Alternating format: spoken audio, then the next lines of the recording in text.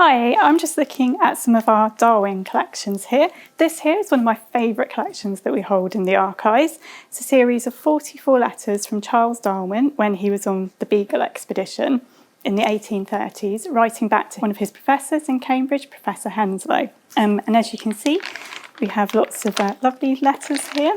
This letter that I've got out here I think is particularly interesting. So in these letters, Darwin does talk about the plant collections that he was making. He actually writes to Henslow that he was very ashamed of his collections. He didn't think they were very good. He writes to Henslow, "I'm very glad that the plants gave you any pleasure.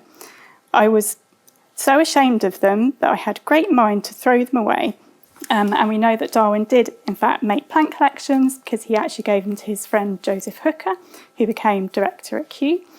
And Hooker identified these plants, so he named them, and they're now held in our herbarium collections here today and are still part of our collection.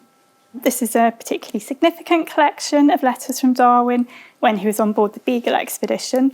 Darwin was on this expedition as a naturalist and gentleman companion for the captain. But we must remember this expedition was also very much a colonial endeavour with surveying and charting happening as well as lots of collecting being made. Something people tend to not realise is that Charles Darwin was only 22 when he went on this expedition. He was a really young man.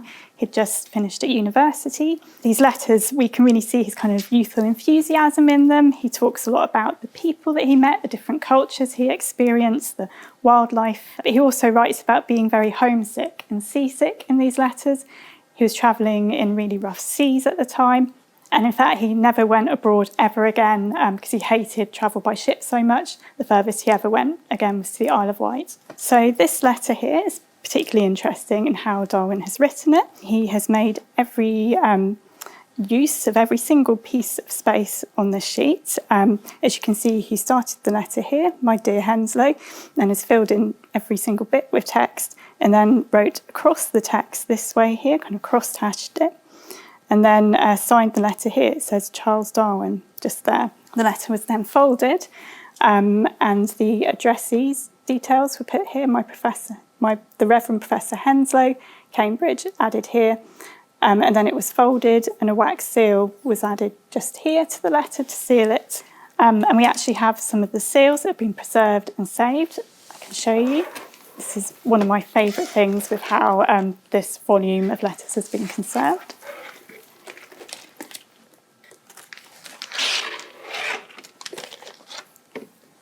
Move that. Okay, so this was in the original volume when the letters were bound together. And if we look in here, we have some of the seals that have been nicely conserved by a conservator some years ago. They're quite incredible, and if you look at each one, they're all slightly different. Some have a seal that said CD, some are little pictures of ships. They're really intriguing to look at and really nice as an object. So one of the interesting things about this collection is that the letters were written in something called Ironghoul ink, which was commonly used in Victorian times. This ink is very acidic and it can cause problems in that it corrodes through the paper, meaning that we could be left with just a bunch of holes in this collection rather than the actual text. So through fundraising, we were able to work with a conservator to treat this ink. She used special baths of chemicals in which the letters were submersed, and this managed to stabilise it, meaning that we can preserve these letters for future generations.